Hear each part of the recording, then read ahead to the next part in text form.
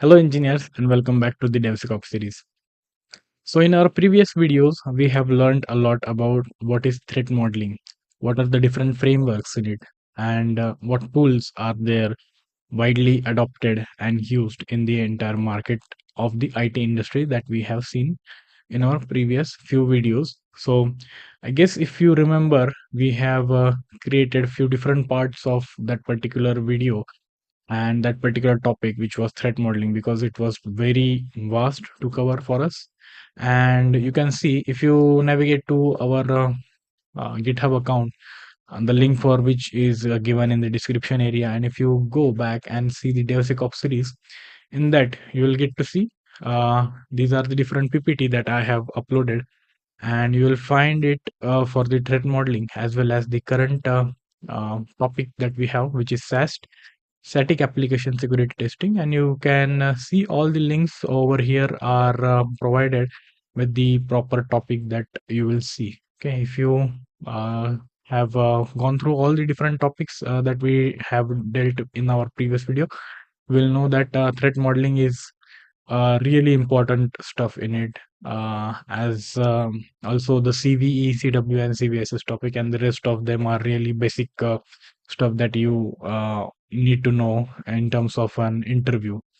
So, if you just click over it, you can navigate to this particular stuff, and you can see a lot of things have been covered already. And if you go to our channel, we have this playlist created, which is for DevSecOps. Okay, and almost lot of topics have been discussed, and you can also see that we have also uploaded some another playlist in which we will be talking about all the events that I attend in the like upcoming days. So I have started out with some tech events related to AWS and cybersecurity, and I attended one of that particular session. So here you can see there were a lot of cool sessions that were conducted in this particular AWS community day, and you can look at what kind of fun we had in this entire uh, you know session or the conference. And you can also see we have some guests over here who are available for guiding the beginners and students that we have who wants to get started in IT and DevOps.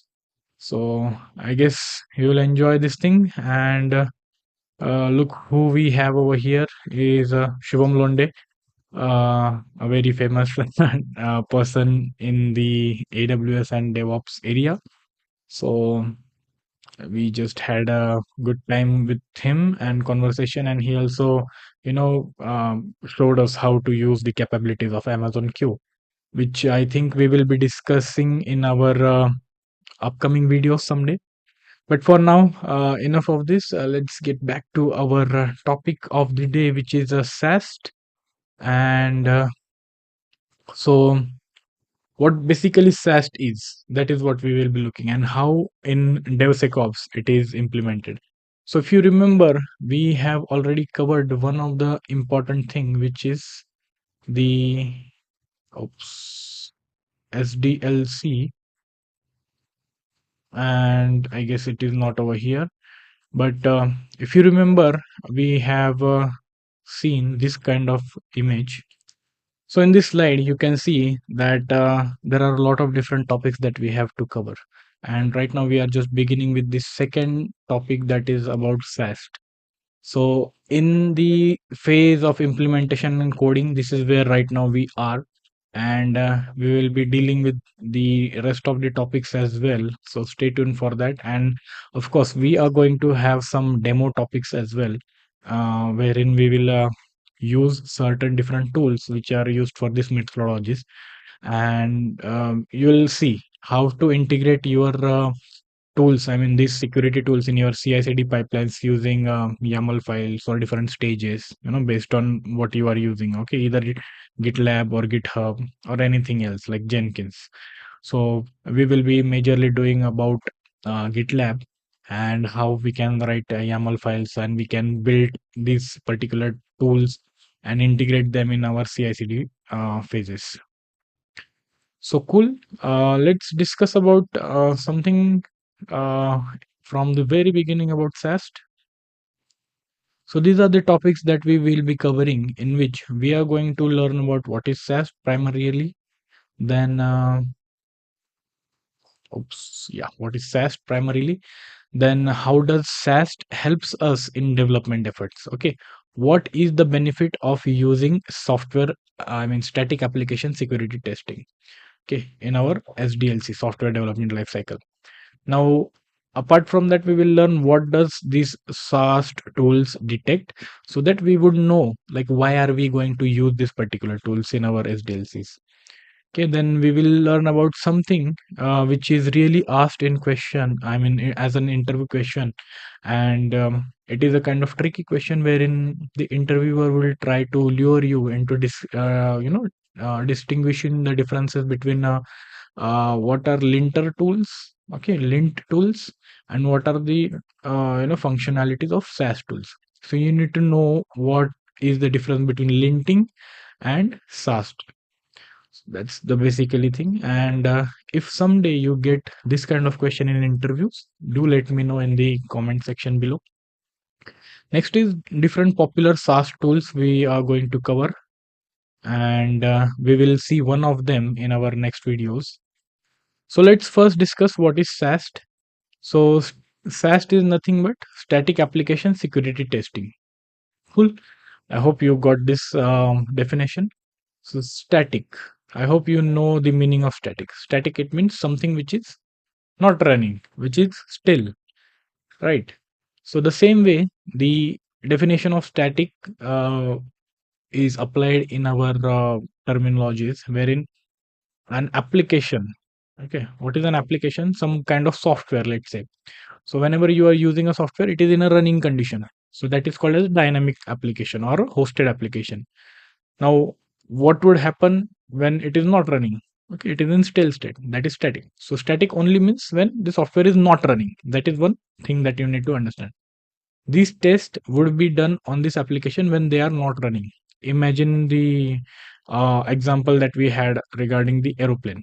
So when it is in running state, it is in dynamic application testing. But when it is in build phase, when it is in the garage being developed and being worked upon, that is the static phase, and that is where the most important things are captured and then figured out and then mitigated. So this is very crucial, so that you should be finding your vulnerabilities in the application earlier in your SDLC. That is what we are kind of aiming it over here. So SAST is a kind of static analysis of what uh, like that examines what do the examine I mean what does it examine is the source code. So the source code or the byte code, when it is published in the form of executable or jar file or war file, or the binary code which is DLLs, okay, or compiled packages, intermediate languages. So SAST tools detect source code of your application, okay, and then find potential security flaws. So imagine whatever the code your developers are writing, is it safe or not? How is that decided? That is where SaaS tool comes in. Sometimes our senior developers review the code that the interns might have written. So what are they basically doing? They are looking at some certain flaws. These flaws may be syntactical flaws, typing mistakes, or coding style mistakes, or something else. Is the input is being properly handled? It is processed? Is the query written properly? So these are the things that our seniors would examine us. That is called as code review. Now, do our seniors have the time to do it all the time? Of course not. Now, again, consider. Let's talk. Let's keep aside the syntax or the coding best practices. Keep aside those things. Now, tell me, are all of the senior members in your team aware about security and secure coding practices as such? It's not possible for every developer to learn or to have the knowledge of security best practices while coding, or if they have immense knowledge about what kind of different packages are vulnerable to anything. So they don't carry entire knowledge, and they don't have the time to review all the code uh, right throughout their daily activities, and it is time consuming, and they cannot focus on a lot of different projects as such. So that is where we have to first automate this cycle. The testing of this application source code should be automated, and it should also include security checks. So that is where we integrate these applications. So I hope you have got to understand why it is important, and why these tools are being introduced. So what do they do? It's a proactive approach to security that helps identify security vulnerabilities before they can be exploited in a running application by but without executing the program. So as I mentioned, this measure is or it should be taken only when the application is not running, okay, without executing the program. That's when you do the shift left step. Before running the application, you are making sure there are no vulnerabilities. As such, what would be the end result? End result is that your application is securely delivered or deployed to the production servers. That's the major goal that we have.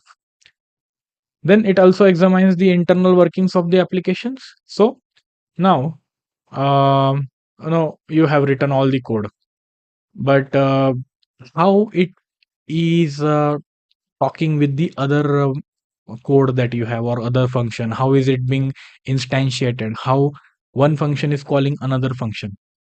So that is what is also looked after in this particular SAST phase. Then SAST tools analyze code against a database of known vulnerabilities and security patterns. So if you remember, we have already learned about CVE and CWE. So there are certain like entries in the database, and certain patterns of coding that are available, and that are being scrutinized by these applications for your source code. So that's how some people might get, okay, how does this SaaS tool know, like, in this line this error has occurred? So they have the database, and they have their certain rules that they have set, and these tools will analyze based on those particular set methods for your code base, and then they will highlight, okay, now this line on this number on this page is vulnerable to this kind of attack. So that is what basically happens. Okay, so now we got to know that what does SAST tool do. Okay, it would basically look through my code, or the binaries, or the what executable files. But now, how does it help in my development efforts? That is what we need to know. So first of all, as we are all right, like all the way talking about shift left, these particular efforts help us in early detection of vulnerabilities. Now, SaaS tools analyze the source code, as we mentioned, during the development phase, allowing developers to identify and fix issues. It's not just about identifying the vulnerabilities that we have, but also fixing these security issues. And these tools also provide us, some recommendation of how you can fix this particular kind of vulnerability. So that's how the development team gets into thinking about, okay, now, yeah, this is what I had written, but now this is not safe, and then this is the another way that I can rewrite this particular code without losing the functionality of that particular code, without having an impact on the business uh, you know use case of this particular code base, and still make it more secure, so that another person could not inject any kind of malicious input or malicious file in my code base, and it should not crash my entire machine as such. So that's why identifying and fixing security issues is really important in the software development lifecycle. And then this reduces the cost and effort associated with fixing vulnerabilities later in the process. Now imagine you remember the example of the aeroplane. So if there are some nut bolts which were kept loose, or which accidentally were loose, and then you discover, oh, I forgot to tighten these bolts, and now the plane is in running in the sky. So now what will happen? Either it would crash, or the so if you want to fix it on the go, you will have to catch up another plane, go up to that aeroplane and then fix it, and that reduces your cost as well as efforts as well as expertise required in doing that. So fixing these vulnerabilities earlier on is really very cheap in terms of monetary stuff, rather than uh, when it is in production. So that is what you need to always remember. Why are we introducing these tools? Then next is integration into CI/CD. Now these tools can be integrated into CI or CD phase. I hope you remember or what is continuous integration and continuous deployment, because you know there are multiple different development teams or developers who are contributing to the source code of the application. So multiple different contributions means you need to integrate these contributed sources to a single file or a single repository or a single branch. So that is what integrating other people's changes into your main branch. And then now you have the responsibility of checking this integrated branch and then making sure that all those people who have committed their changes into your main branch, are they safe or not. So that's why continuous integration and applying these tools in that phase is really important, so that other members who are contributing to your source code are not able to add a certain weak code or vulnerable code in your application. So that is where you have to on every pull request or merge request, sorry, not pull request, on every merge request or PRs, you have to trigger these particular tools to scan those changes that the particular developer is trying to commit into your branch. So once you verify that the code that is written by this particular developer is okay and it is signed, then only the merge request is able to like approved, or it is not approved. So that's the case, it will fail the merge request. So that's about continuous integration. And continuous deployment is that, okay, now let's say your developer have committed the code. Now what? No, is this safe to deploy? So before deployment, we will again test our application end to end using these tools, and then decide, is it safe to upload it to the environments or not. So that's why integration into CI/CD pipeline is really important. Then now enabling automated security checks as part of build process, and then this ensures that security is continuously monitored and maintained throughout the development. So that is the basically end goal that we have, or the goal that we think uh, is really important while we are under development phase. Then next, you already know this comprehensive code analysis. SAST tools can analyze entire code base, including third-party libraries. So libraries and dependencies.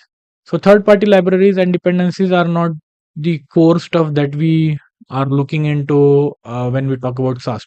It is specifically, uh, you know, comprehensively covered in what is called as SCA, Software Composition Analysis.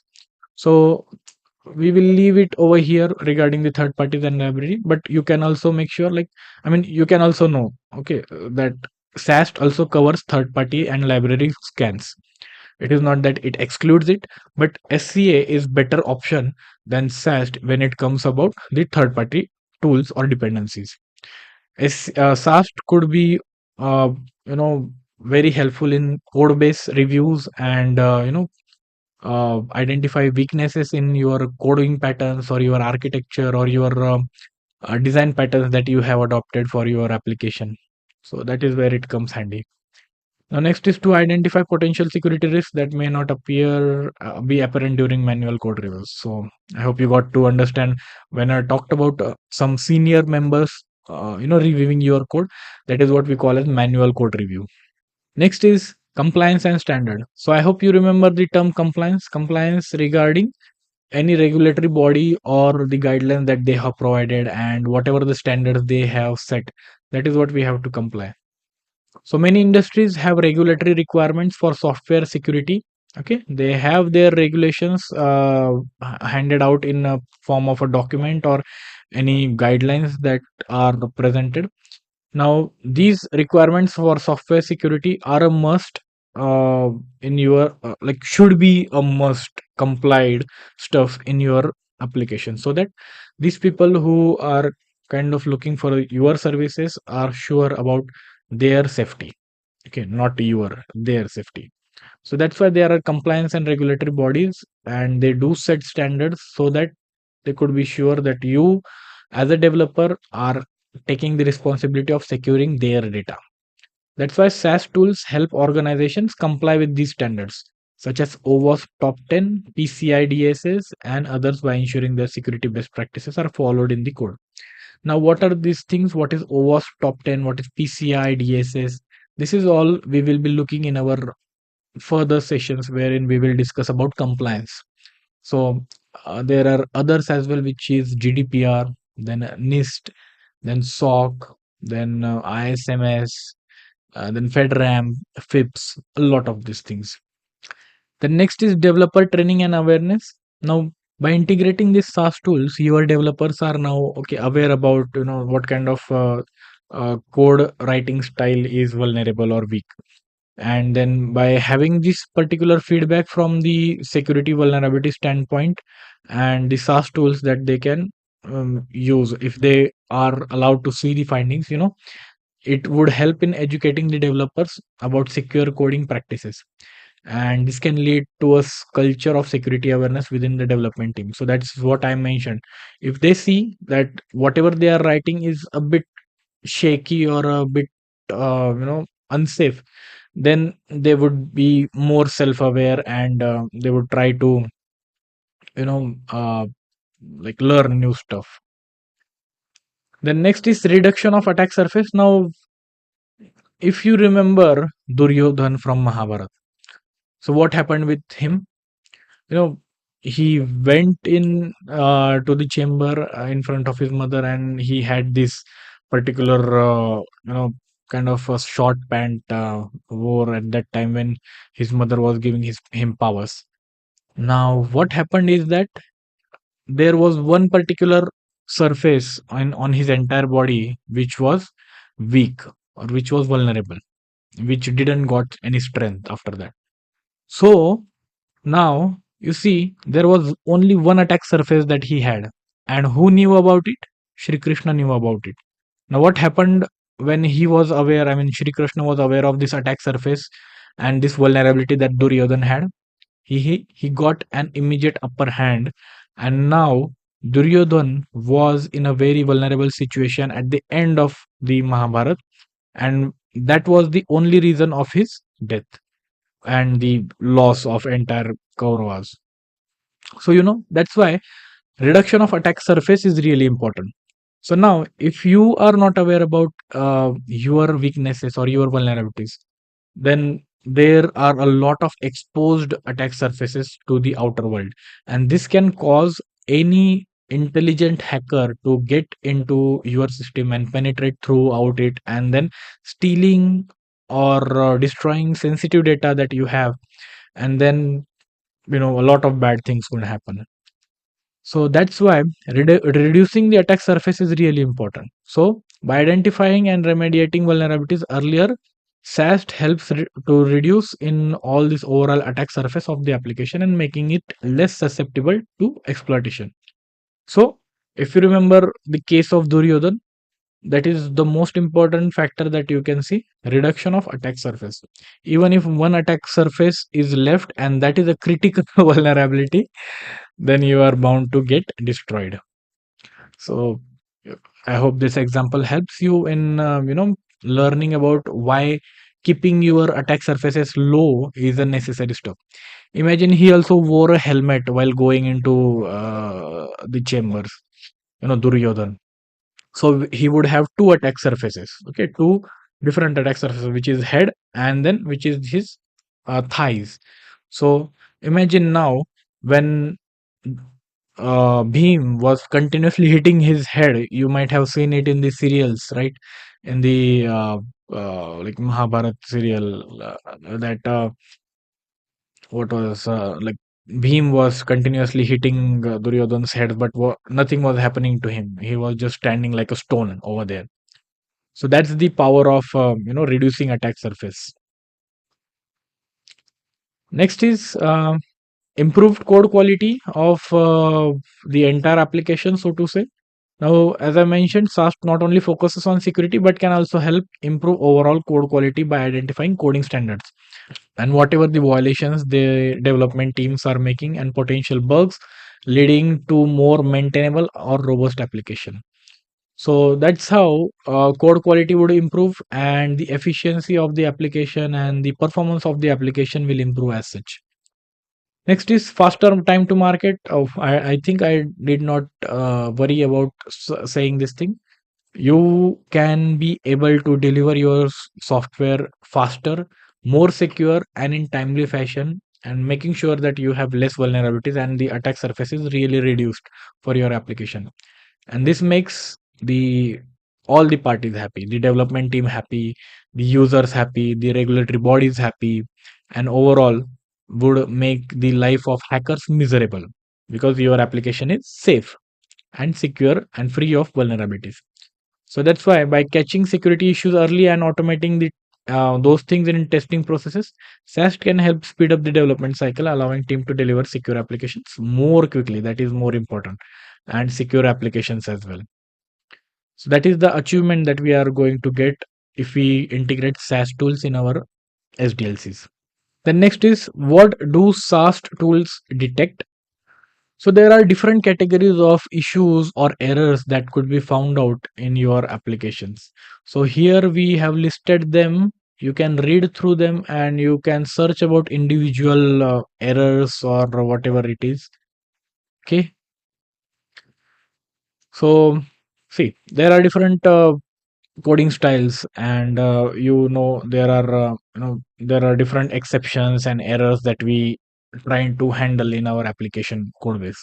So error conditions, return values, status code if you are dealing with APIs, return values in case of function which returns value.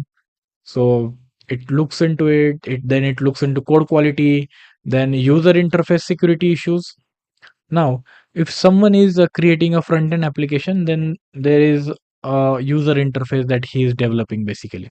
So, if there are any security issues like cross-site scripting in your front end application, then these SaaS tools are also going to detect that thing and highlight it, and then they will also show you how to fix those things or how to not write code in a manner which is susceptible to cross-site scripting. Then injection flaws. There are multiple types of injection flaws like command line injection, script injection, then SQL injection. These kinds of injection flaws. We will look into what are the different kind of uh, you know top 10 vulnerabilities marked by OWASP, and we will also drill down into the types of different flaws that it has. So stay tuned until then. We will look into it in our next videos. And what is cross-site scripting? Cross-site request forgery, CSRF, CSS, XSS, cross-site scripting flaws. Then insecure direct object reference, cryptographic issues, buffer overflows.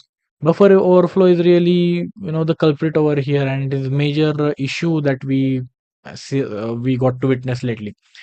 See, what happens if you are making an application which you know have an input field where you are going to accept some images. Okay, now imagine instead of images someone uploaded uh, 2 gigabytes of video instead of the images, and you had no check and balances for you know checking what the format of file is being uploaded. So now what will happen? The RAM of your core machine or the virtual machine wherein you have hosted your application, that is limited. That is, let's say, up to 2 GB. Now 2 GB of RAM is being consumed outrightly by this upload of this 2 GB file. Now let's say if the entire memory or block storage you might have used for your VM. So that VM is being consumed. I mean, that storage space is being consumed. 2 GB is huge in terms of if we talk about VMs, right? So what will happen? Unnecessarily, you will be requiring more resources to do the same task. So that's why buffer overflow does what?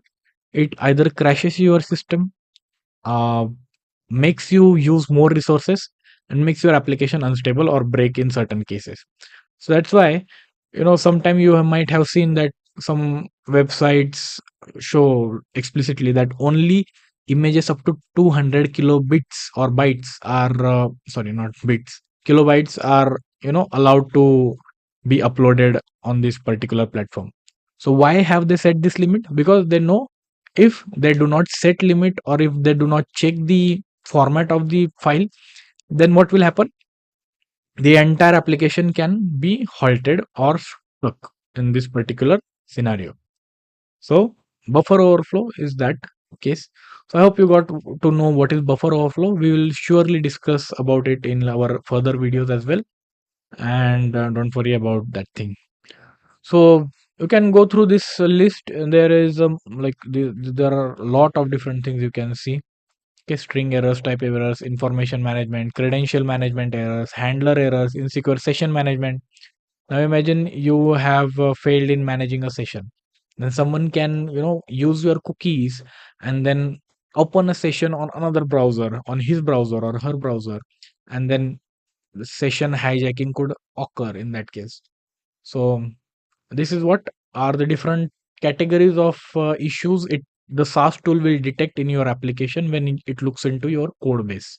The next is what are the different types of vulnerabilities. So I hope you got to first know what we had discussed about. So this is nothing extra. It is just listing you out what are the different types you can see as the findings or reports that would generate after you do the scan. So SQL injection, buffer overflows, cross-site scripting, XML and external entity vulnerabilities, and you can read through these things to make yourself aware about what are the findings of SAST tools. Now, this is the major stuff wherein we will learn about an interview question that might be asked. So, what is the difference between Lint and SAST tools? Now, there are different Lint tools. First of all, we will look into Lint tools. ESLint for JavaScript, Flake 8, PyLint, TSLint. And what are the SAST tools? SonarCube, Checkmarks, Fortify, Veracode, SemGrape, a lot of different things. So these are the different tools which are used, first of all. Now, what is Lint? Lint is also a tool which will look into your code base. But what it looks majorly is it tries to enforce your code style. Okay, it will look at how well is the code written. Okay, what is the style that you have adopted? Are you using variables with only numbers? You are giving variable 1, variable 2, variable 3, or are you going to nomenclate them in a good way? So are you using variable for first name, last name, then address? Is this the kind of coding style you are adopting or not? So that is the purpose of Lint. Okay, to identify basic programming errors. Okay, coding style errors. As opposed to that, what do SAST tool detect? SAST tools will help you identify security vulnerabilities. It would also do this thing, but it would majorly focus on security vulnerabilities. It would not show you, okay, this looks like you have not given variable 1, variable 2, or sorry, you have given in this way, you try to write it in another way. It will not show you like that. It will majorly focus on security findings, okay, in the source code before execution.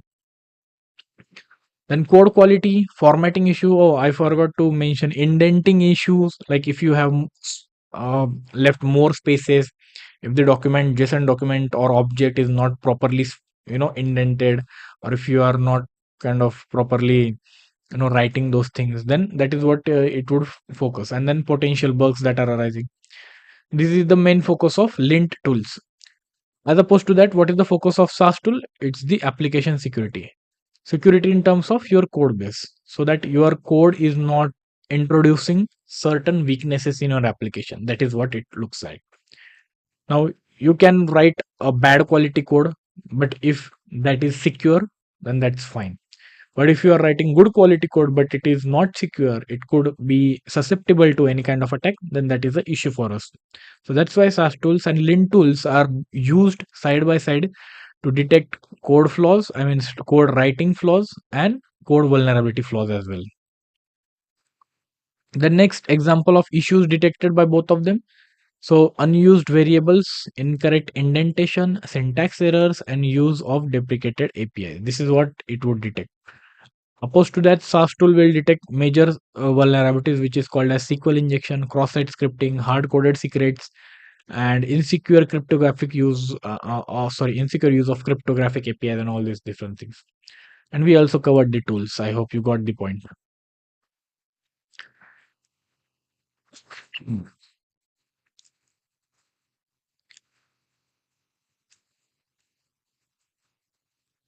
Then next is what are the different tools that you can see when we talk about SaaS tools. So Sonar Cube, like now, see, this is not a proper order or of preference or of capabilities. This order is just the order that I have. I think I can show you the demos of, and this is what I have used in my you know experiences and my previous organizations or projects as well. So that's why I have ruled them out in this fashion. So SonarCube, Veracode, GitLab SAST. Okay, it is not a different tool. It is integrated in GitLab itself. You just have to import a template in your code base in your YAML files, and then it would add a job to trigger this particular scan.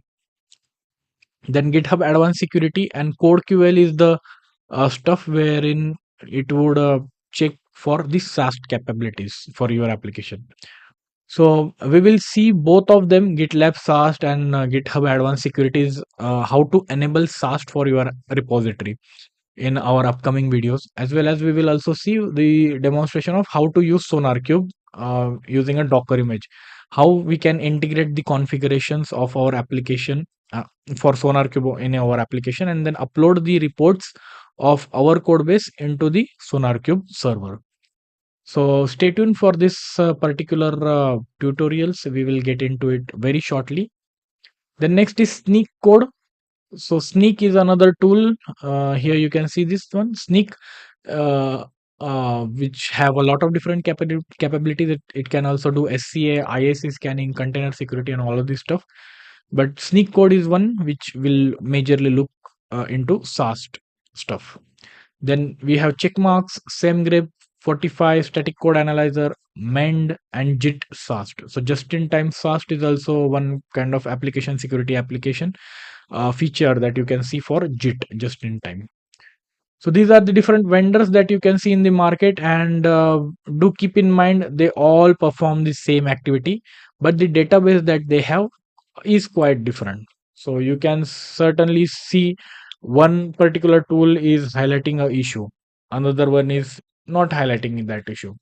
One particular tool says this particular line of code is critical vulnerable, another one says it's a medium vulnerability. So that is the difference between these tools. You can see based on the findings or based on the company requirement or the criticality of your business application, you have to see what is the most accurate results that I can get by implementing one of these tools or multiple of these tools. So you can run a POC and do check the tool efficiency in this case if you want to just compare all of these things. So what we will be looking is in our demonstration is SonarCube, GitLab SAST, GitHub Advanced Security with CodeQL. If time permits, we will also check Sneak. So my thought process is that you should be getting enough exposure with the tools um, so that you can have practical knowledge of how to use this particular tool in your experience or in your job role, and basically add it in your CVs as well. So great. Then next is what we will see. Okay, we have already seen this.